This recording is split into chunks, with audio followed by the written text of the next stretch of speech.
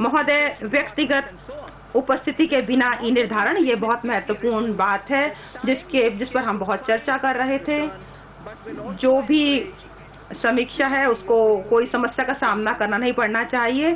आयकर विभाग में समीक्षा निर्धारण की मौजूदा प्रणाली में करदाता को विभाग में बार बार आना जाना पड़ता है, जिसके फलस्वरूप अधिकारी कतिपय अवांछनीय व्यवहार करते हैं।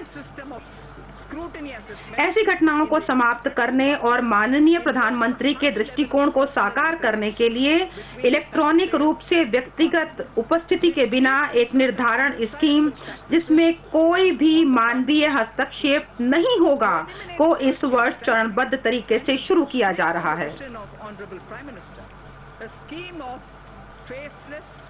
इसकी शुरुआत में उन मामलों में ई निर्धारण किया जाएगा जिनमें कतिपय विशिष्ट लेनदेनों अथवा विसंगतियों का सत्यापन करना जरूरी है।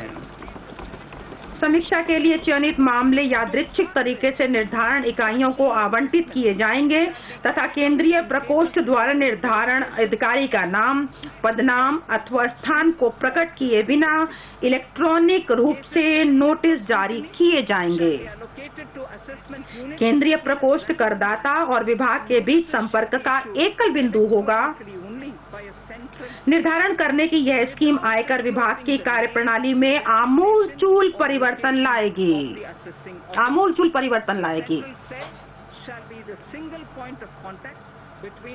महोदय, डिजिटल भुगतान, हमारी सरकार ने डिजिटल भुगतान और कम नकदी अर्थव्यवस्था को बढ़ावा देने के लिए हाल में कई पहलें की हैं। डिजिटल भुगतानों को और अधिक प्रोत्साहित करने के लिए मैं अधिकाधिक उपाय किए जाने का प्रस्ताव करती हूँ।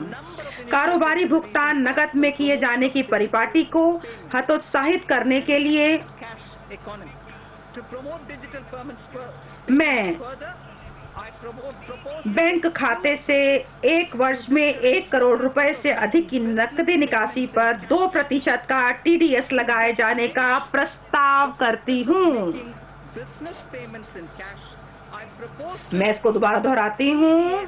कारोबारी भुगतान नकद में किए जाने की परिपाटी को हतोत्साहित करने के लिए मैं बैंक खाते से एक वर्ष में 1 करोड़ रुपए से अधिक की नकदी निकासी पर 2% का TDS लगाए जाने का प्रस्ताव करती हूँ। इसके अतिरिक्त कम लागत की अनेक डिजिटल भुगतान विधियां हैं, जैसा कि बूम भीम, UPI, QR code, Aadhaar pay, कतिपय डेबिट कार्ड, नेफ्ट, RPGS आदि, जिनका उपयोग कम नकद वाली अर्थव्यवस्था को बढ़ावा देने के लिए किया जा सकता है। इसलिए मैं प्रस्ताव करती हूँ कि व्यापारिक प्रतिष्ठान जिनका वार्षिक कारोबार 50 करोड़ से अधिक है, वे अपने ग्राहकों को कम लागत वाली डिजिटल भुगतान की विधियों की पेशकश करेंगे तथा ग्राहकों तथा व्यापारियों पर कोई प्रभार या व्यापारिक छूट पर अधिरोपित नहीं की जाएगी।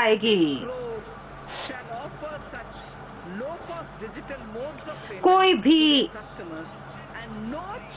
प्रभार या व्यापारिक छूट दर अधिरोपित नहीं की जाएगी, ना ही ग्राहकों पर और ना ही व्यापारियों पर। जैसे जैसे लोग इन डिजिटल भुगतानों की ओर बढ़ेंगे, भारतीय रिजर्व बैंक तथा बैंक उन बचतों से इन लागतों का समायोजन करेंगे जो कम नकदी के प्रचलन के कारण उन्हें प्राप्त होगी। आयकर अधिनियम एवं भुगतान एवं निपटान प्रणाली अधिनियम 2007 में आवश्यक संशोधन किए जा रहे हैं, जो कि इन प्रावधानों पर प्रभाव डालेंगे। महोदय, अब हम राजस्व जुटाने पर आते हैं। अध्यक्ष महोदय, यह भी हम सभी के लिए चिंता का विषय है। माननीय अध्यक्ष महोदय, जैसे कि मैंने पहले भी कहा था कि हम लघु एवं मध्यम आय अर्जन करने वालों पर,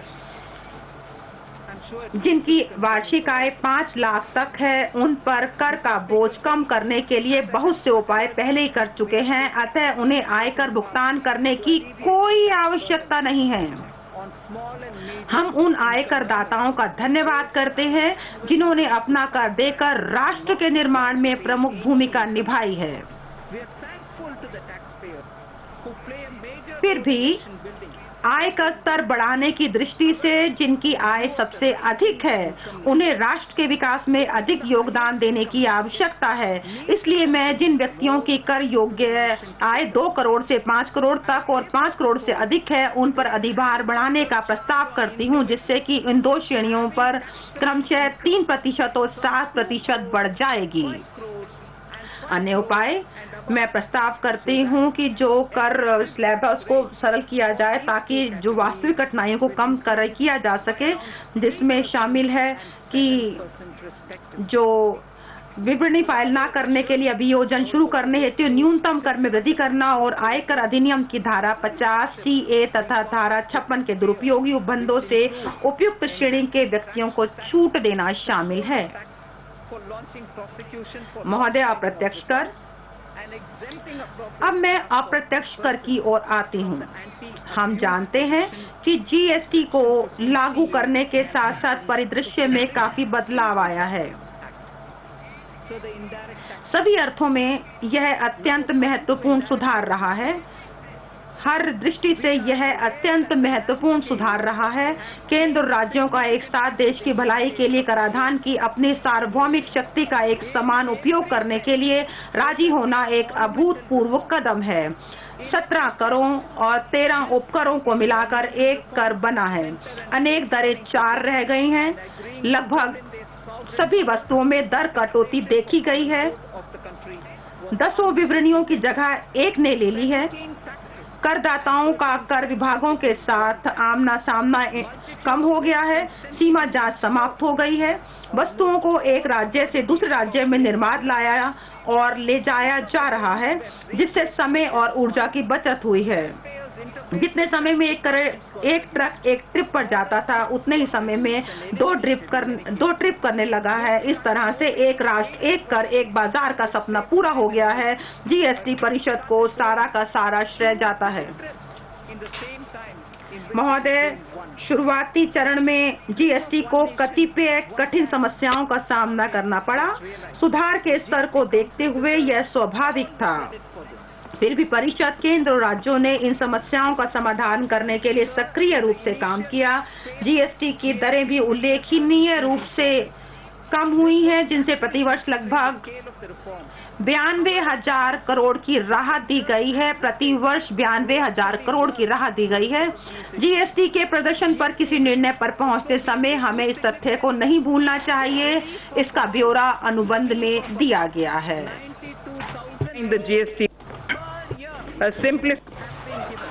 हम GST प्रक्रियाओं को और भी सरल बना रहे हैं। एक सरलीकृत एकल मासिक विवरणी लाई जा रही है। जिस करदाता का वार्षिक कारोबार 5 करोड़ रुपए से कम है, वो तिमाही विवरणी फाइल करेगा। छोटे कारोबारों के लिए विवरणी तैयार करने हेतु लेखाकरण सॉफ्टवेयर मुफ्त उपलब्ध कराया गया है। पूरी तरह स्वचालित GST रिफंड मॉडल का क्रियान्वयन किया जाएगा। करदाता के लिए अनेक कर लेजरों के स्थान पर एक कर लेजर होगा। इलेक्ट्रॉनिक इनवॉइस सिस्टम लाने का भी प्रस्ताव है, जिसमें जारी करते समय केंद्रीय सिस्टम में इनवॉइस के ब्यौरे का संग्रहण किया जाएगा। बाद में इसका उपयोग पहले से भरी हुई करदाता विवरणियों के लिए किया जाएगा। अलग से वे बिल की आवश्यकता नहीं होगी। इसकी शुरुआत जनवरी 2020 से हो जाएगी। इलेक्ट्रॉनिक इनवॉइस सिस्टम अनुपालना संबंधी भार को काफी हद तक कम करेगा। सीमा शुल्क के लिए मेरे प्रस्ताव हमारी सीमाओं को सुरक्षित रखने, मेक इन इंडिया के जरिए उच्च स्तर घरेलू मूल्य वर्धन हासिल करने, आयात पर निर्भरता कम करने, सूक्ष्म लघु और मध्यम उद्यम क्षेत्र को संरक्षण देने, स्वच्छ ऊर्जा को बढ़ावा देने और गैर जरूरी वस्तुओं का आयात कम करने तथा विपरिवर्तन सुधारने के उद्देश्य से प्रेरित है। रक्षा का आधुनिकीकरण और उन्नयन करने की तत्काल आवश्यकता है। यह राष्ट्रीय प्राथमिकता है। इस प्रयोजन के लिए भारत में विनिर्मित न होने वाले रक्षा उपकरणों के आयात पर बुनियादी सीमा शुल्क से छूट दी जा रही है। मेक इन इंडिया अति महत्वपूर्ण लक्ष्य है। घरेलू उद्योग समस्तरीय क्षेत्र मुहैया कराने के लिए काजू, गिरी, PVC, vinyl flooring, tile, furniture के लिए metal fitting mounting, auto parts, कतिपय प्रकार के synthetic rubber, marble slabs, optical fibre cable, CCT camera, IP camera, digital और नेटवर्क वीडियो रिकॉर्डर आदि जैसी मदों पर बुनियादी सीमा शुल्क बढ़ाया जा रहा है। अब भारत में भी निर्मित किए जाने वाले कतिपय इलेक्ट्रॉनिक मदों पर सीमा शुल्क छूट को भी वापस लिया जा रहा है। इसके अतिरिक्त पाम, स्टेरिन, वसायुक्त तेलों पर अंतिम प्रयोग आधारित छूट और विभिन्न प्रकार के कागजों पर छूटें भी समाप्त की जा रही हैं। घरेलू प्रकाशन और मुद्रण उद्योग को प्रोत्साहित करने के लिए आयातित पुस्तकों पर 5% बुनियादी सीमा शुल्क लगाया जा रहा है। घरेलू विनिर्माण को और अधिक बढ़ावा देने के लिए कतिपय कच्ची सामग्रियों और पूंजी वस्तुओं पर सीमा शुल्क में कटौती का प्रस्ताव किया जा रहा है। इनमें सीआरयू शीट्स की कतिपय निर्विष्टि, amorphous ribbon, ethylene dichloride, propylene oxide, cobalt mat, naphtha, ऊन के धागे, कृत्रिम किडनी के विनिर्माण के लिए उपयोग की जाने वाली वस्तुओं और डिस्पोजेबल स्टेरलाइज्ड डायलाइजर एवं नाभिकीय विद्युत संयंत्रों के लिए ईंधन शामिल हैं। ई मोबिलिटी को और अधिक प्रोत्साहित करने के लिए इलेक्ट्रिक वाहनों के कतिपय कलपुर्जों पर सीमा शुल्क में छूट दी जा रही है। विशिष्टीकृत इलेक्ट्रॉनिक वस्तुओं के विनिर्माण के लिए अपेक्षित पूंजी वस्तुओं पर भी सीमा शुल्क में छूट दी जा रही है। चमड़ा क्षेत्र को राहत देने के लिए कच्चे और अर्ध तैयार चमड़े पर निर्यात शुल्क को युक्ति संगत बनाया जा रहा है। कच्चे तेल की बढ़ी हुई कीमतों में थोड़ी नरमी आई है। इससे पेट्रोल और डीजल पर उत्पाद शुल्क और उपकर की समीक्षा करने की गुंजाइश बनती है। मैं पेट्रोल और डीजल प्रत्येक पर विशेष अतिरिक्त उत्पाद शुल्क और सड़क एवं अवसंरचना उपकर में प्रति लीटर 1 रुपया की दर से बढ़ोतरी करने का प्रस्ताव करती हूँ। सोना और अन्य बहुमूल्य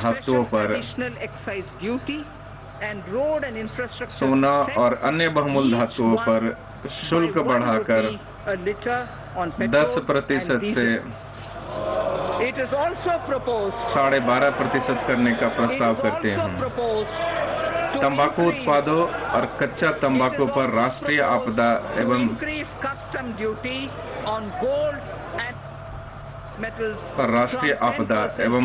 आकस्मिकता शुल्क लगाया जाता है। कतिपय मामलों में इसे इस आधार पर चुनौती दी जाती है कि इन मदों पर कोई बुनियादी उत्पाद शुल्क नहीं लगाया गया है। इस समस्या का समाधान करने के लिए सांकेतिक बुनियादी उत्पाद शुल्क लगाया जा रहा है। मैं सीमा शुल्क अधिनियम में कुछ संशोधनों का भी प्रस्ताव करती हूँ। हालिया रुझान दर्शाते हैं कि कुछ फर्जी निकाय अनुचित रियायतें और निर्यात प्रोत्साहन प्राप्त करने के लिए अनुचित तरीकों का सहारा लेते हैं। जब हमने ऐसे घृणित क्रियाकलापों के विरुद्ध अपने गहन प्रयास किए हैं, ऐसे अपराधों के लिए दंड और अभियोजन बढ़ाने हेतु अधिनियम में उपबंध जोड़े जा रहे हैं। इसके अतिरिक्त ड्यूटी फ्री स्क्रिप्ट और ड्रॉबैक सुविधा के दुरुपयोग में 50 लाख रुपए से अधिक की राशि शामिल है। इसे यह संज्ञेय और गैर जमानती अपराध होगा। हाल ही में जीएसटी के 2 वर्ष पूरे हुए हैं। मेरे लिए चिंता का सबब है कि जीएसटी से पूर्व की व्यवस्था से हमारे पास बड़ी संख्या में मुकदमे लंबित हैं। सेवा कर और उत्पाद शुल्क संबंधी मुकदमों में 3.75 लाख करोड़ रुपए से भी अधिक फंसा हुआ है। इस भार को कम करने और कारोबार को आगे बढ़ाने की आवश्यकता है। इसलिए मैं विरासत विवाद समाधान scheme, legacy dispute resolution scheme का प्रस्ताव करती हूँ, जिससे ये मुकदमे जल्दी समाप्त हो जाएंगे। मैं व्यापारियों और व्यवसायियों से इस अवसर का लाभ उठाने और मुकदमेबाजी से मुक्त होने का अनुरोध करती हूँ। मेरे कर प्रस्तावों का ब्यौरा अनुबंध में दिया गया है।